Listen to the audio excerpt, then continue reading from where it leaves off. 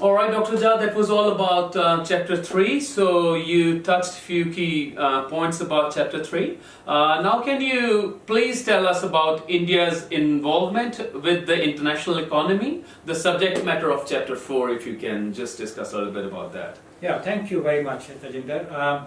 Yes, the Indian economy has had a very long history of being engaged with the rest of the world. I mean, India used to trade with the Roman Empire, India used to trade with the Southeast Asian countries and various other parts of the world, long before it became an integrated geographical entity.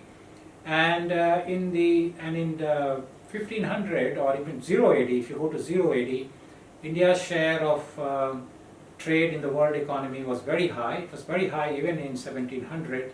When the British rule began, say 1757, Battle of Plassey, and India used to basically sell manufactured goods to the rest of the world, particularly textiles, and it used to there was a big problem in Europe, particularly in the West, whereby they could not get produce goods which they could sell to India. Okay, so they didn't have very much to sell to India, so India used to sell them textiles and various other manufactured goods, and they used to sell it to India. They used to give India gold. So that is the state of affairs in the international economy then. So, but during the British rule, trade was still very high, but it was a very strange pattern of trade, whereby India exported raw materials and then they imported manufactured goods, particularly textiles, from UK and various other countries. And so there was a significant deindustrialization of India associated with that. And what happened then was that this deindustrialization led to increasing immiserization of India. Indians became very poor, as we discussed in the first volume. So trade was associated with impoverishment. Trade was associated with increasing poverty, increasing misery for India. So when India became independent in 1947, this kind of thinking prevailed, and the policymakers at that time, particularly Nehru, thought that getting India insulated from the rest of the world would be the best for her development. Nehru was also very impressed with the Soviet model of development, where they produced a huge dose of industrialization in a short span of time, though we know that it collapsed little later on. So both these reasons came together to make India a very insulated economy, did not trade much with the rest of the world. So India's share of world trade kept falling for a very long time. In fact, for almost 40 years, India's share of world trade kept falling. So basically what India did was ban imports of various goods. Basically, you needed to get an import license to import goods, and India had a huge and very complicated tariff and quota structure, which prevented India from engaging with the world economy in a significant way. So about 40 years later, in the mid-1980s, under the pressure of several crises in the Indian economy, India started to look at its trade in a different way, and particularly after the 1991 reforms, India has dismantled the license quota regime. India dismantled many of the provisions of the old international trade regimes, lowered tariffs and quotas significantly, so that and of course made the rupee convertible on the current account, which helps the growth of Indian trade.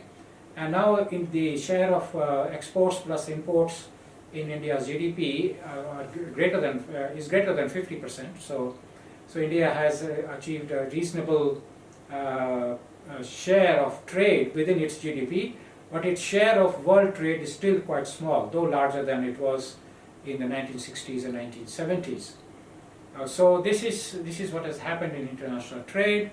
India's tariff structure is now very much comparable to many parts of the world, particularly Southeast Asia, but its lack of integration with global production networks means that it still has a substantial balance of trade deficit, which is not a good thing, because countries with low per capita incomes should run balance of trade surpluses and not deficits.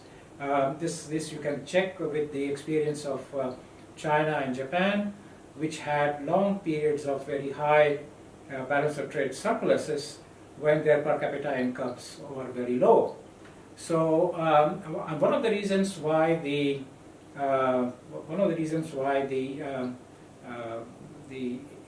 Indian economy has not been able to export as much as it can is because the Indian economy has not been able to maintain a competitive real exchange rate. Okay, so if your real exchange rate is overvalued, as is the case in India, then foreigners find your goods very expensive compared to their own goods, and they import less from India. And Indians sitting in India find foreign goods cheaper than their own goods, so they import a lot from foreign countries. So it is very important not only to have a competitive nominal exchange rate, but to adjust India's inflation, so to carry out good macroeconomic policy, so that India's inflation is not much out of line with that of its major trading partners. So the real exchange rate should be competitive, and India should engage in the global production networks. That is very important, because currently in world trade, most of world trade is carried out in parts and components. Countries which are if you think of, say, an iPhone, you think of China as producing it, but actually China has produced only assembled it.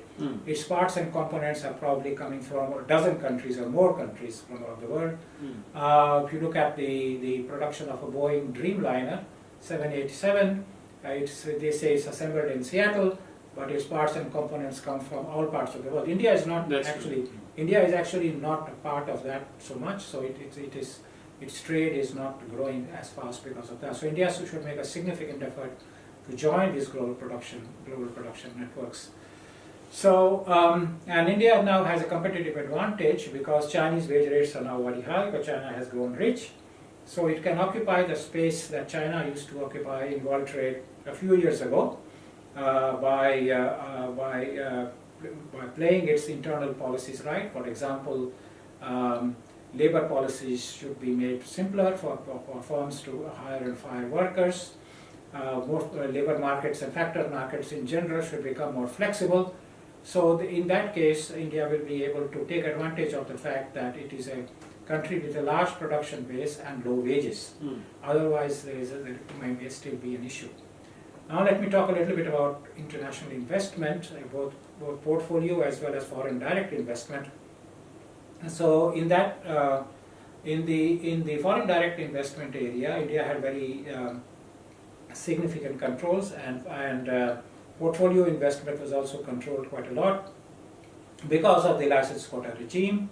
But subsequently, India has realized that foreign direct investment is a source not only of money but also of technology, as new firms come and international firms, competitive firms come and set up shop in India and production units in India, so the benefits of importing new technology can be had. So India has aggressively pursued a policy of liberalization with respect to foreign direct investment, as a consequence of which the foreign direct investment in India is now very high. It's among the highest in the world. So that is a good sign, and I discussed various policy measures to ensure that this continues. Then I look at the engagement of the non-resident Indians, Indians living abroad, or those who have taken up citizenship of other countries, and those who still retain their Indian citizenship. Initially, during the days of Nehru and so on, these people who left India who are basically thought of as people who are not interested in India, and they were looked upon with suspicion, and people who had no commitment to India.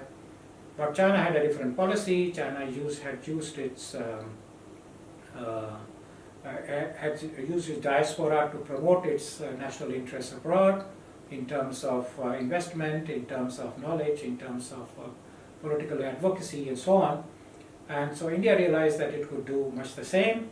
So around the year 2000, there was a major break in this relationship when the Pravasi Bharatiya Divas was inaugurated, and then the special visa categories came into place, like the person of Indian origin and then the OCI for people who had become citizens of other countries. And India realized that the NRIs and the domestic economy, Indian economy, had a symbiotic relationship with each other. The Indian government could rely on Indians' investment in India and in promotion of technology, and the Indians living abroad realized that they could count on the support of the home country in case of any crisis, as it is was borne out by experiences in the Middle East and several other parts of the world. Indians have been helped a lot by the government of India at times of crisis. So this has happened, and then I'll give you a illustration of the change in attitude change the relationship between NRIs and the Indian government by looking at the examples of 1991 and 1998. In 1991, India had a major financial crisis, as it had foreign exchange left only for a few weeks of imports. The NRIs did not come to India's help at that time, and India had to borrow from the IMF, which it regretted quite a lot. Indians don't like to borrow from external agencies. But in 1998, after the change in attitude towards between the two groups, the Indians bought a lot of resurgent India bonds. India was facing international sanctions after the nuclear explosion of 1998, but the NRIs at that time came out in support of the home countries, lent India a lot of money, so at least on the financial side, India did not have the same problem as it had in 1991. Okay, and they helped. Indians also helped in the removal of the sanctions because the sanctions were imposed in 1998, and much of the sanctions had been removed by the time President Clinton visited India in 2000. So there's an evolving relationship, and I think that it is important that both groups realize that they have a tremendous stake in each other, apart from, of course, the emotional link. There's a tremendous stake in each other, financial stake and economic stake in each other, so that this relationship keeps growing. All right. So Dr. Jha, so that was all about keynotes in Chapter 4.